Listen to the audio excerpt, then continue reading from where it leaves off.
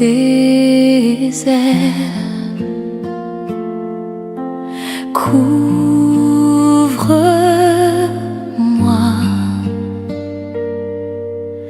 par ta main puissante, même si les océans se déchaînent, je les traverserai avec toi.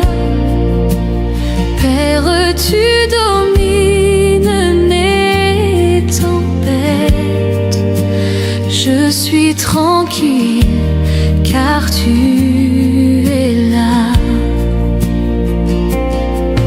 En Jésus seul, je me confie. Il me donne force, calme et puissance, même si les océans se déchaînent, je les traverserai avec toi. Père, tu domines les tempêtes, je suis tranquille car tu es là. Même si les océans se déchaînent, je les traverserai avec toi. Père, tu domines les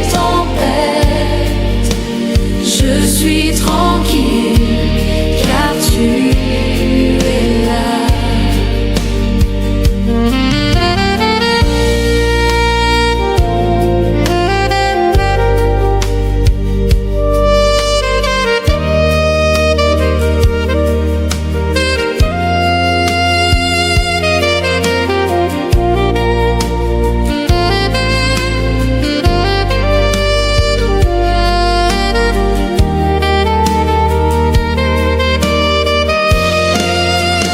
Même si les océans se déchaînent, je les traverserai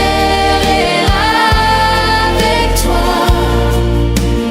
Père, tu domines les tempêtes, je suis tranquille car tu es là. Même si les océans se déchaînent, je les traverserai avec toi. Père, tu domines les tempêtes, je suis tranquille car tu es là.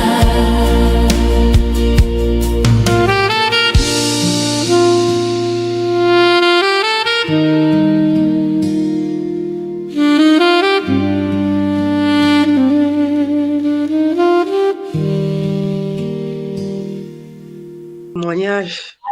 Puisque ça fait longtemps et je me suis pas connectée dans le grand groupe.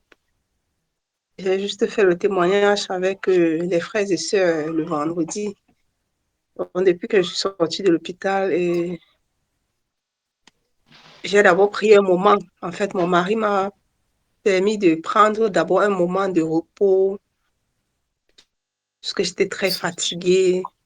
Après ça, j'ai commencé à me connecter dans le grand groupe et chaque week-end, je veux toujours me connecter le dimanche, mais je suis avec la famille. Bon, aujourd'hui, je n'ai pas eu de visite vraiment. C'est pourquoi je me suis connectée. Et je rends grâce à Dieu d'être vraiment parmi vous. Comme le frère l'a si bien dit, il est doux et beau pour les frères demeurant ensemble. Donc, je suis très heureuse. Je veux rendre grâce à Dieu parce que pour ce qu'il a fait dans ma vie, pour la résurrection, je dirais la résurrection parce que,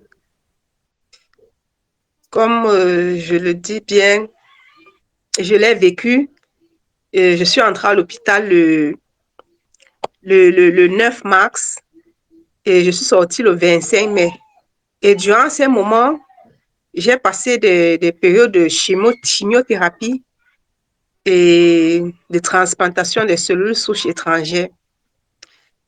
Et après la transplantation, tout s'est bien passé par la grâce de Dieu. Au moment même où on voulait déjà programmer la sortie, je crois que c'était même le moment de la convention. Je voulais bien assister, mais les médecins ont dit que non, il faut encore attendre.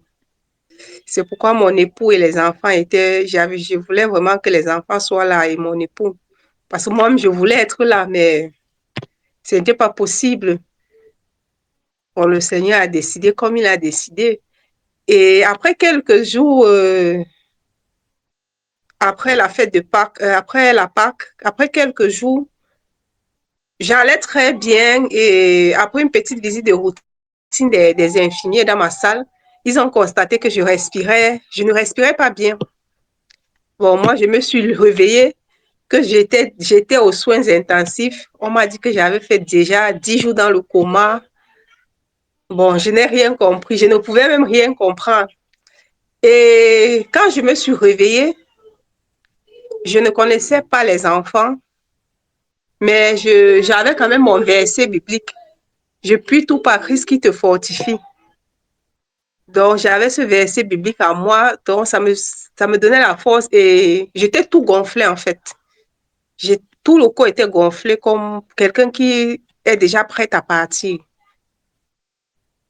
Et je ne pouvais pas bouger, je ne pouvais même pas lever le pied, la main, rien, je ne pouvais rien faire.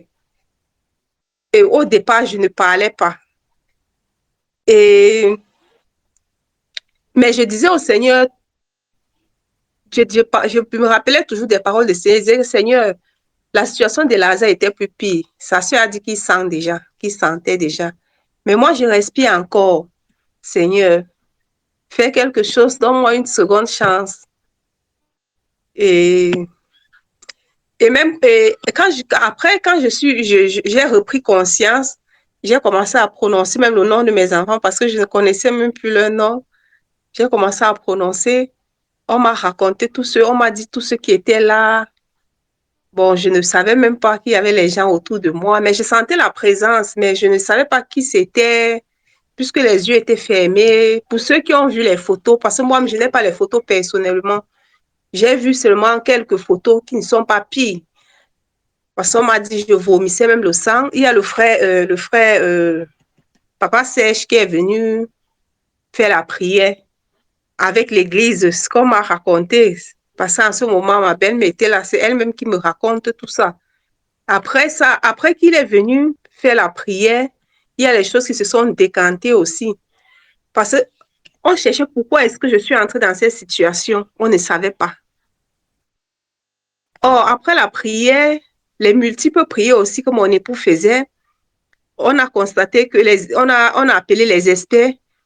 Les experts ont constaté que j'avais que les caillots de sang dans les poumons, donc je ne pouvais plus respirer. Je ne respirais plus de moi-même. On avait supprimé, on m'a mis sur, ils ont appelé ça ECMO.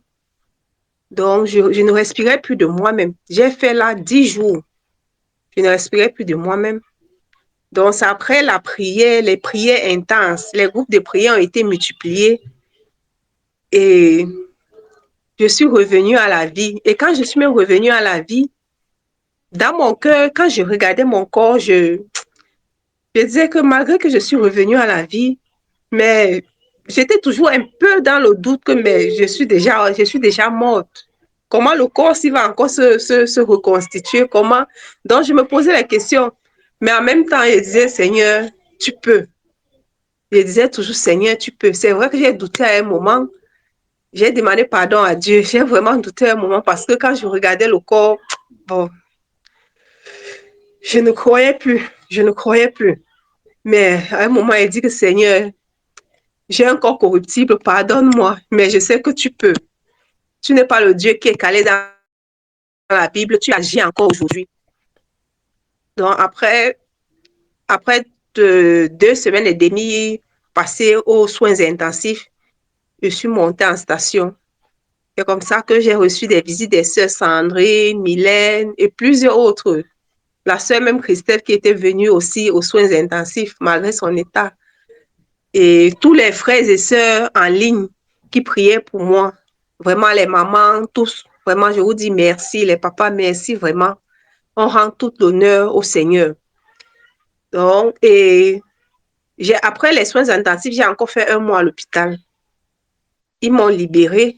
En me libérant, même, je ne marchais pas encore. Donc, arrivé à la maison, comme nous sommes au 3e niveau, on m'a seulement porté. Et quand je suis arrivée ici, j'ai regardé mon époux, je lui ai dit, est-ce qu'on va même arriver? Parce que peut-être il fallait encore que je reste à l'hôpital ou bien je fais comment? Qu'est-ce qu'on va faire? On continuait toujours dans la prière, les frères et sœurs, tous en ligne, là, toujours la prière. Et avec le temps, au départ, je marchais avec le rollator, le déambulateur. Mais maintenant, je marche sans déambulateur. Mais les muscles font encore mal, mais ça va. Je rends tout ce que je peux dire, c'est de rendre grâce à Dieu, en fait. De rendre grâce à Dieu pour la vie, pour la résurrection qu'il m'a donnée. Vraiment, que le Seigneur vous bénisse et qu'il continue à faire son œuvre, qu'il continue à vous utiliser puissamment, vraiment pour prier pour les frères et sœurs, pour demeurer ensemble. Cette parole de début du frère, pour qu'on demeure ensemble dans l'amour et dans la communion fraternelle. Que tout honneur revient au Seigneur. Merci. Shalom. Merveilleux, merveilleux témoignage.